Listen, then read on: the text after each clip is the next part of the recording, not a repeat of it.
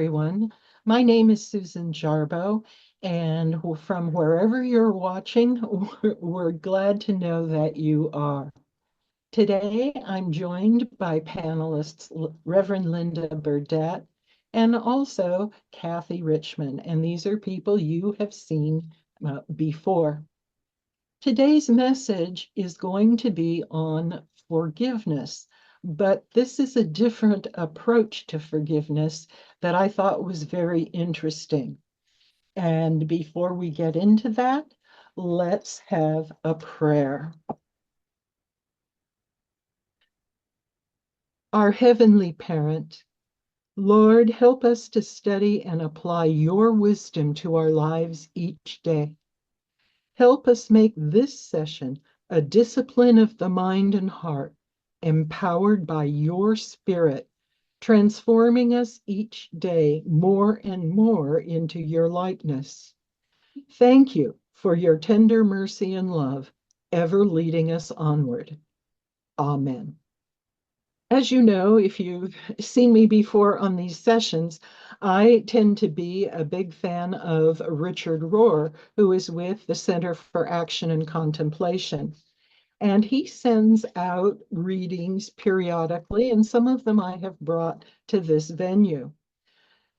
Today's reading is Forgiveness is a Process. And what he has done, he has included two essays here by two different people. So this is not his words. And as I go into each reading, I will tell you a little bit about the author because I thought the authors were really interesting. The first author is Karen Baker Fletcher. She is an American theologian and professor notable for her womanist scholarship, particularly on the crucifixion and resurrection as seen through a womanist lens that privileges the lived experiences of Black women.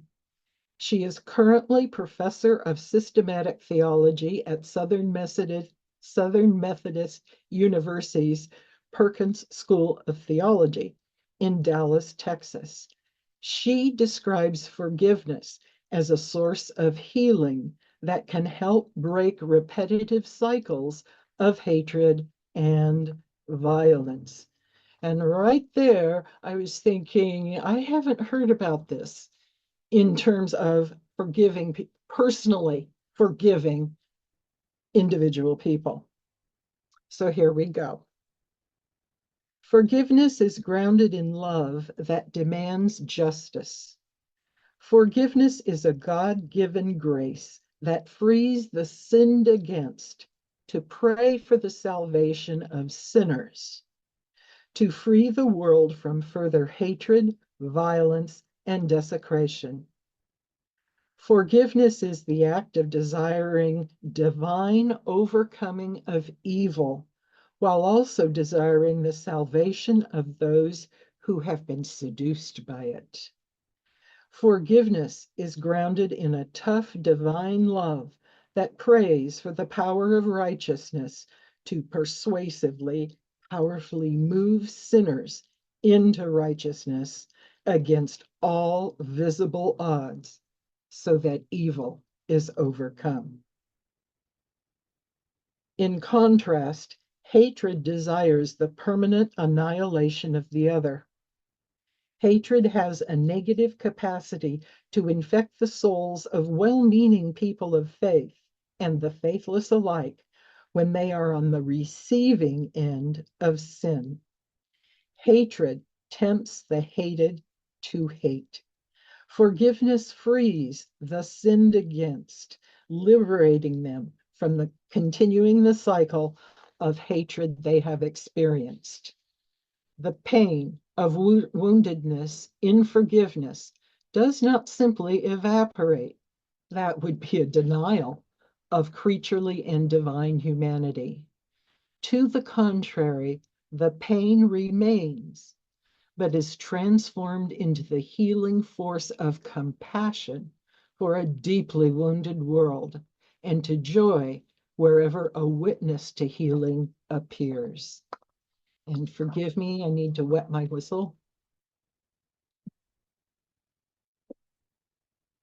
So that was the first essay. The second one is by Prentice Hemphill. And Prentice Hemphill is a writer, embodiment facilitator, political organizer, and therapist. She is the founder and director of the Embodiment Institute and the Black and the Black whoops, no, let me start that over again. She is the founder and director of the Embodiment Institute and the Black Embodiment Initiative and the host of the acclaimed podcast, Finding Our Way. She is the author of What It Takes to Heal, How Transforming Ourselves Can Change the World. And that was published very recently in June. Now, I had to look up the word embodiment, and I had to look up a couple of other terms. Let me introduce a term to you. It's collective trauma.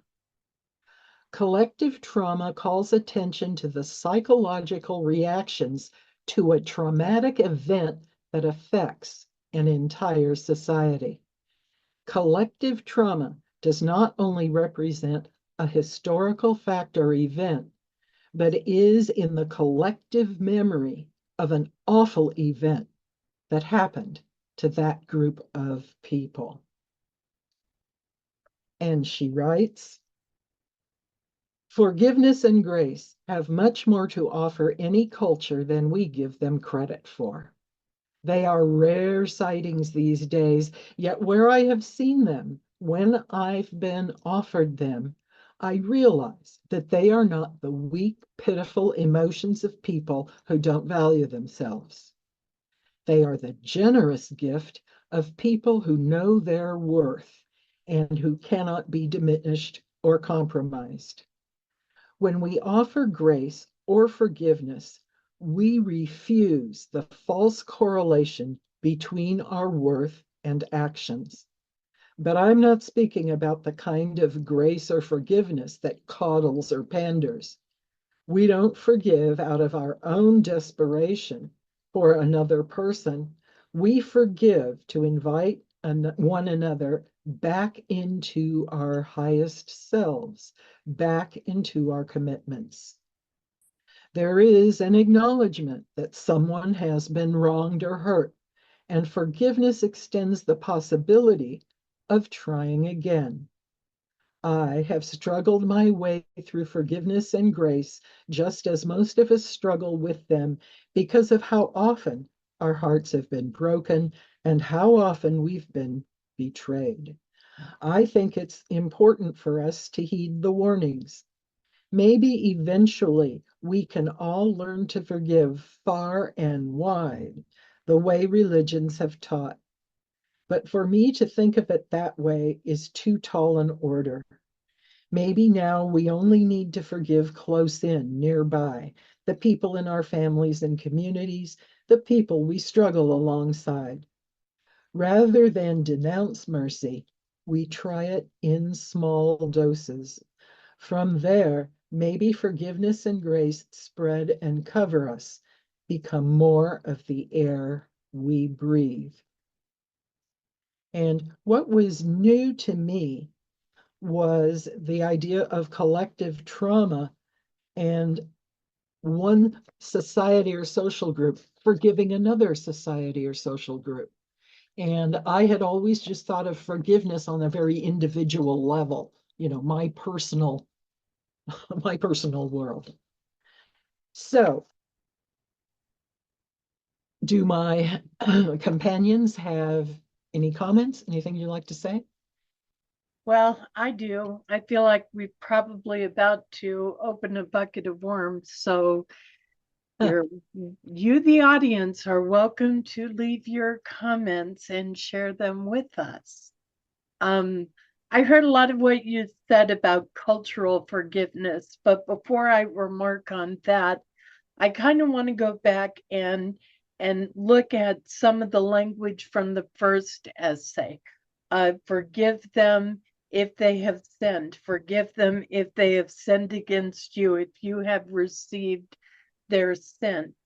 In unity, we look at sin a little bit different than some of the other traditions. We look at sinning as missing the mark, as wrong thinking, and as acting from wrong thoughts, wrong minded thoughts that aren't God thoughts. And this can happen to any one of us. As we learn more, we do more. As we learn better, we do better. And a sin is something that happens when one person acts out without understanding oneness and the divinity of themselves and everyone else. So when I'm looking at that, it's easy for me to find forgiveness. Because after all, we're one. If I had lived the life you lived, if I'd been born when you were born, if I'd had your parents and had the experiences you did and made the same decisions and had the same thoughts you did, I would be you. And that grounds me a lot in forgiveness. Instead of worrying, how could they do that to me? Oh no. I feel like if I let their actions change who I am, then I seriously need to be looking at what's going on with me and why I let them have that kind of power over me. And like you said, Susan, that's very much individual forgiveness. I'm getting ready to do a workshop on that. So it's near and dear to my heart. As far as cultural forgiveness, especially racism, that still goes on today, but through the years has caused so much suffering and hatred and wars and horrible, awful things. I think one of the things that one culture can forgive another culture for, and this is where I'm treading into kind of squishy territory, is for hating me for everything my ancestors have done, for bringing that hate forward to people who weren't even born, didn't even exist when these things are committed. I had one child in particular really suffer in his school and his schooling endeavors because his people, our ancestors, folks that had the same color skin, had done so many horrible things before he was even born. And it really impacted him. He was ashamed to be white. I mean, seriously, ashamed to be white. And at a couple of points in his life, he became suicidal. And that kind of thing carries on when one culture doesn't forgive another. I'd also like to say that forgiving something doesn't mean I'm okay with it. It doesn't mean I approve of it or I'm happy about it or now it's okay. It means I'm willing to put this in the past and to grow in love and understanding from here on without carrying hatred or darkness towards you because of what happened, whether you're a culture, a church, a person, anything. That for me is what forgiveness is. So, Well, Cathy, what about you? Oh, sorry, I Susan. don't think I don't think she would necessarily disagree with the conception of sin. I think she's using it kind of loosely rather than theologically. And also, she said, I'm talking about Karen Baker Fletcher. She said, like you just said, the pain remains, but is transformed into the healing force of compassion. Well, thank you. Well, you covered this so thoroughly. Just, I don't know what else I can add to it because I wrote down the things that you said that spoke to me. And the woman who is of womanness, I thought that was an interesting title. She said it healing, forgiveness is healing and helps break anger and violence. And pray for the sinners. Tough divine love moves sinners into righteousness. And hatred is a negative capacity that affects us. We attempts the hated to hate more. Compassion is for helps for the deeply wounded world. When we have compassion instead of hatred, it's helping in this world, and we sure need it right now in this world. There's so much hatred and fighting going on that just to be able to forgive and show compassion to one another, then you begin to form a chain that ultimately could help transform the world and make us all more compassionate. Forgiveness is to invite one another into loving ourselves. That was something else I wrote down. I think that one of the ways for forgiveness is we are we believe in through unity that we are souls living a human experience.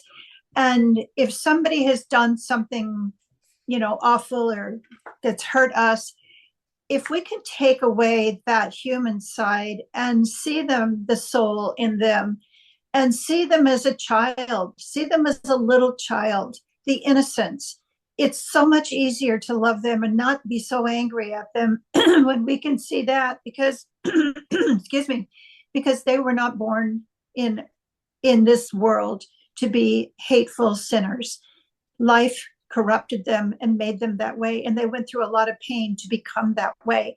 So if we can, on an individual level, see these people that we might be hateful of as the soul, see their soul, see them as young children, it really helps to get rid of that anger. So that's really all I have to add. You covered, both of you covered it so completely, and I think it's really, I hope that our listeners are also able to really relate to this because I think it's a very timely topic. So thank you for letting me put my 2 cents worth in there. Sure. And what I could have done was to define womanist for people who may not be familiar with the term. In some ways, it's kind of a reaction to feminist, but a womanist is for the liberation of everybody, not based on race or sex or anything.